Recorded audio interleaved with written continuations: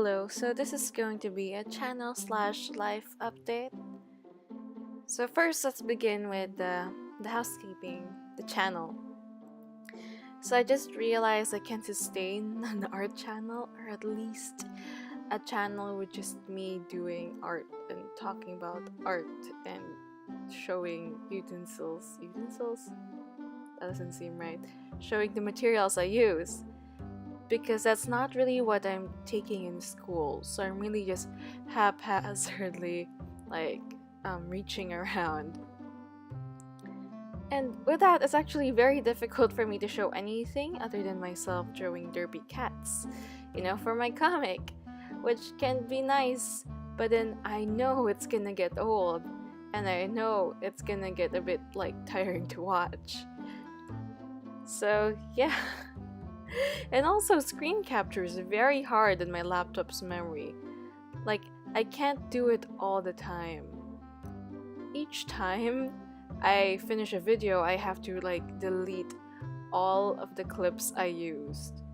And then when I upload that video to YouTube, I have to delete that video because it's taking too much space, and it takes too much time to upload it anywhere else. So my plan with that is, if ever I need a backup, I'll just download it from YouTube and then I'll upload it to a drive or something. So the plan is to add some variety to the content. So I'm gonna start doing comic book reviews. Yay! Okay, sorry that was enthusiastic, but in case anyone has any doubts about me with regards to my goal of making comics, worry not, because before I found the 100 Days of Making Comics challenge, I've always really planned to make a review channel. I even have an intro. But the deal is, I believe if I could actively analyze comics for the stuff in it I dislike and like, in comics that I both like and dislike, I could apply it to my own work and make better comics. So, yeah. So at the end of the day, it all still serves my goal. All is good, all is fine. I've actually started working on a review on Mystic U. It's a real good-looking book with Zatanna in front. And Zatanna is really good looking, at least for me. As a female, I think she looks really good. As in, when you look at her, the parts of your brain which are triggered when you see somebody fashionable and admirable when it comes to fixing themselves as a female human being, those sort of fired up. So I couldn't help but buy the book. So at the end of the day, I totally did not regret the money I spent. So, a good job, book. It didn't make me feel bad. And I've actually bought a lot of comic books in the past that were totally worthless, and I felt bad for buying them. I even bought some for for a quarter or something like that. And I'm still really pissed that I bought it. So I know what I'm talking about when I say that it's worth its price. So yeah, wait for a review on that. Just because I personally like it doesn't mean I don't have any bad things to say about it, because I definitely do. I have also picked up Doomsday Clock. It's a pretty good book, but it's obviously not the best thing since Watchmen. But then it's the best thing to come out of Watchmen since Watchmen. And I don't know why. Maybe it's actually good writing. Maybe it's because it's not a mess like before Watchmen was, where there was barely any direction because so many people were working on it. And there were so many stories. I don't know, that's what I felt the problem with that event was. That's what I felt. But then, at that point in time, I wasn't really digging into the news and what's really going on in the comic book world. Like, I was in high school, so my high school was pretty tough.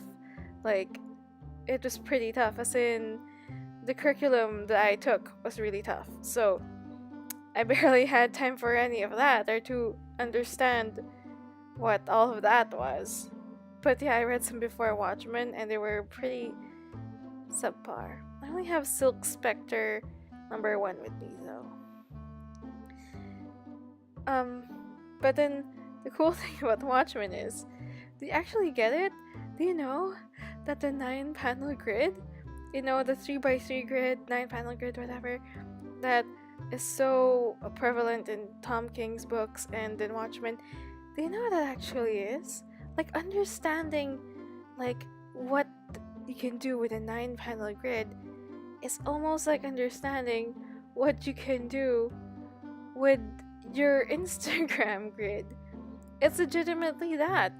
And, do you know the one where, like, it's like a cross or an X, where the every other is a different scene, or every other has a different theme? Like, example, on the page are 2 themes, and every other is a different, you know what I mean? That is actually something a lot of Instagram users use.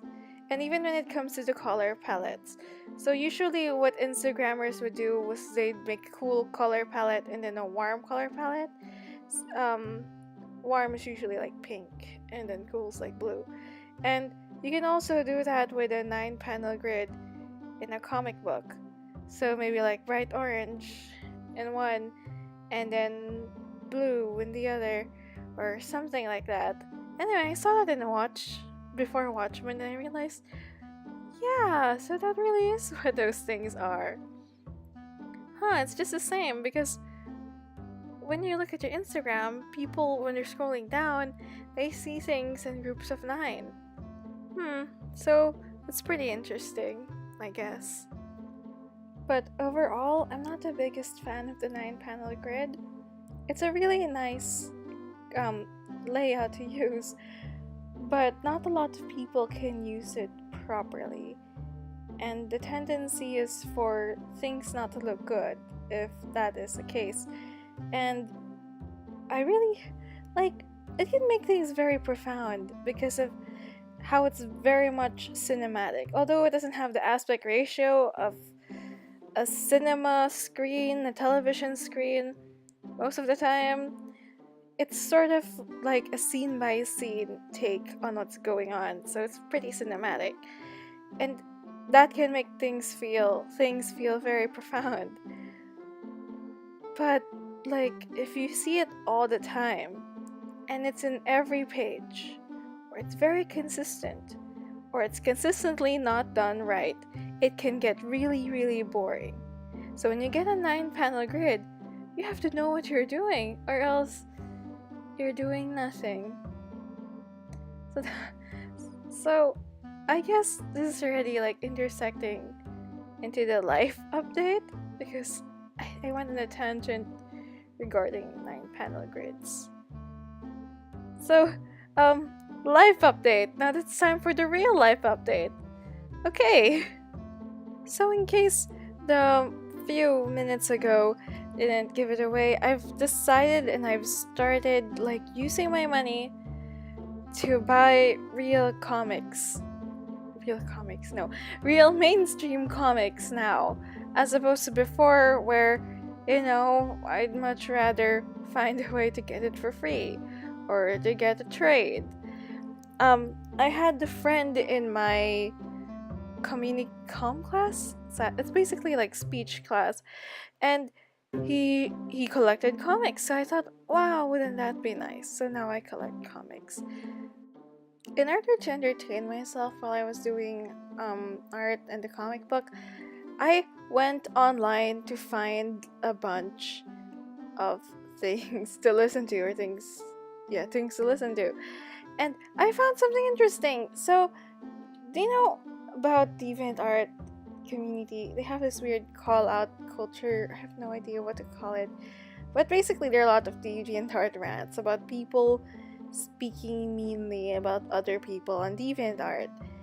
And you know what? It's astoundingly very similar to what's going on with comic books right now, with a bunch of people being shitheads on Twitter and a bunch of people calling them out for being shitheads on Twitter. And the people who are being, absolute poops are, imagine that. Like, there are lots of creators who are speaking meanly to fans, and who are acting like children, are actually acting like legitimate children, because there are actual children acting like this. It's just really fun to know. It's also interesting because what they call SJWs, when it comes to comic books, they've invaded every little nook and cranny, if you know what I mean.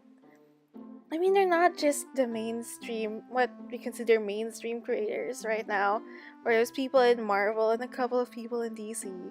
They're all over the indies, as in, by that I mean, like, there was a group in which one of the people who started the group quit because people were complaining how come there weren't enough women in this group, how come there weren't enough people of a certain ethnicity in this group.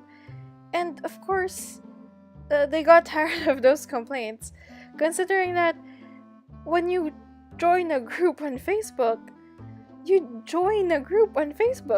someone has to voluntarily join that group, and if no females are joining that group, then that means that no females are interested or know about the group. So it's just a bit weird, and really crazy. Like, the world's really crazy right now. So yeah, thanks lots for watching this thing. I highly appreciate it. Thank you. Bye.